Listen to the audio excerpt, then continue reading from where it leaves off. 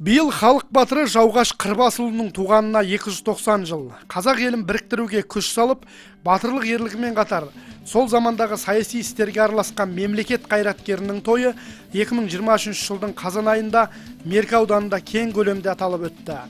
Жауғаш батырға арналған іс-шаралар легі алдымен Меркі ауылында республикалық ғылыми тәжірибелік конференциядан басталды.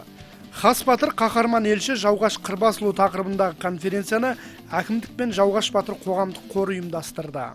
Мына Жауғаш батыр бабамызды ұлықтау, жас ұрпаққа өнеге ету жолында үлкен еңбек етіп іс-шаралар жасадық.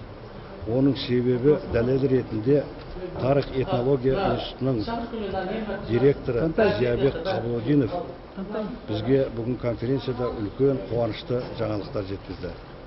Бірінші, тарихқа енетін болды, бұның өзі үлкен қуаныш.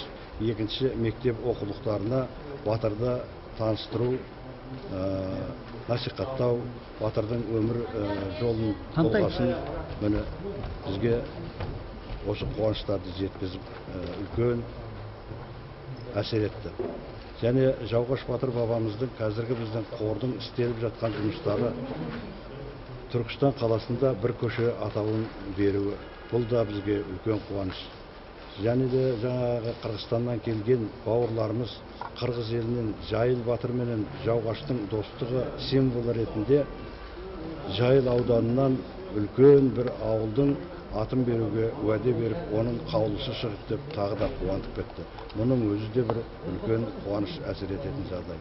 Сондай-ақ батыр бабамызды ұлықтау жөнінде, насихаттау жөнінде, мынау жастарды, өскелең ұрпақты сол батырдың жүрген жолына насихаттау, ол кісінің білімгерлігіне, мәмігерлігіне, батырлығына, туыстаушылығына ұйытқы болатындай жас өспірімдерді насихаттап, үлкен өнеге алатындай іс-шаралар жүргізіп, кейінгі болашақта мынау Жауғаш батыр ауылының бұрылысынан сол Жауғаш батырдың келіп тоқтап елді Ботпай руын осы елге алып келе жатқандағы Тоқтаған өзенінің бойынан, Тоқташа өзенінің бойынан Жауғаш батыр стелласын орнату көзделіп отыр. Және де осы алдымыздағы жылдары Жауғаш батыр атындағы кино деректі фильмдер түсірсек деген үлкен мақсатымыз бар. Бүгін бір мынау Меркінің мәдениет үйінде үлкен конференция өтті. Бұл халықтың көптен күткен жиыны деп ойлаймын мен. Есте қалатын. Өйткені мынау Жауғаш батырға арналған 290 жылдығына республикалық ғылыми тәжірибелік конференция өтті. Бұл конференцияға Алматыдан, Астанадан, көрші республика Қырғызстаннан, Тараздан белгілі танымал ғалымдар жиналды. Олардың барлығының тақырыптары әртүрлі. Қытай мен қазақ байланыстары, Қырғыз бен қазақ байланыстары деген сияқты үлкен болса да осы өзімізде шыққан кітап шығарған кітаптың авторлары сондай әртүрлі тақырыпта жақсы баяндамалар жасады. Баяндамалар меніңше өте мазмұнды, сәтті шықты деп ойлаймын. Өйткені ол мына аудиторияда отырған тыңдарманның әрқайсысы бәрі қол шапалақтап, әр ғалымға сондай қошемет көрсетті. Сондықтан бүгінгі алдымызға қойған мақсат жақсы орындалды деп ойлаймын мен. Сонdan конференцияның қазір аяқтады. Оған мына шыққан кітаптардың таныстырылымы, презентациясы болды дегендей. Яғни республикалық деңгейде өтетін ғылыми конференцияның барлық талап тілектері орындалды. Халыққа рахметімізді айтамыз. Осындай ұлы жаңалық болды бүгін. Тарихи күн деп айтуға болады. Конференцияға Намазалы Омашевтан бөлек бірқатар ғалымдар қатысты. Олар кешегі тарихқа кеңінен тоқталды. Сондай-ақ осы жиында Қоралас Жауғаш батыр тарихи кітабының салтанатты түрде тұсауы кесілді. Басқосуға облыс әкімінің аппарат басшысы да қатысып, өз ой пікірін білдірді. Қазақтың хас батыры Жауғаш Қырбасұлының 290 жылдан арналған ғылыми тәжірибелік конференцияға қош келдіңіздер.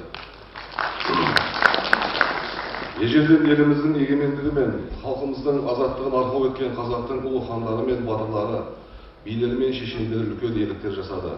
Елдің ішін даудан, сыртын жаудан қорғады. Отанды сүюдің басты шарты мемлекет құру екенін ұғынған ұлы даланың ұлы батырлары ел мен жерді аман алып қалып, тарихта өшпес із қалдырды. Еліміздің президенті Қасым-Жомарт Кемелұлы Тоқаев ұлттық құрылтайдың екінші отырысында бабаларымыз бізге ұлан-ғайыр аумақты мирас етті. Оны шашау шығармай сақтап, көркейту біздің қасиетті борышымыз деген болатын. Расымен, бүгінгі егеменді еліміздің тұтастығы мен халқымыздың ауызбіршілігін сақтау баршамызға ортақ міндет екені белгілі. Абылай ханның қастан табылған Жауғаш батыр бабамыз тек ат үстіндегі батыр ғана емес, сонымен бірге қазақ хандығы мен қырғыз, қытай елдерінің арасында елшілік еткен мәмлегер болғанына тарихтан белгілі. Ол туралы қазір ғана алдымыздағы ағаларымыз өздерінің баяндамаларында айтып өтті. Бүгінде ұрпақтан ұрпаққа мирас болып келе жатқан Абылай ханның Жауғаш қырбасұлына тапсырған байрағының ұштығы, батыр талай жауды шаншыған сүңгісінің жебесі сақтаулы. Бүгін міне деректі фильм мен ғылыми конференцияда тарихи деректерді қайта жаңғыртып, көпшілік қауымға таныту үшін өткізіліп отыр. Бұл шаралар бабалар рухына тағзым етіп, ерлігін еске алумен қатар, өскелең ұрпақтың бойында отаншылдық рухты асқақтату үшін де аса қажет. Құрметті қауым, ақ білектің күшімен, ақ найзаның ұшымен елімізді жаудан қорғап, осынау ұлан-ғайыр жерді батыр бабаларымыз бізге аманат етіп қалдырды.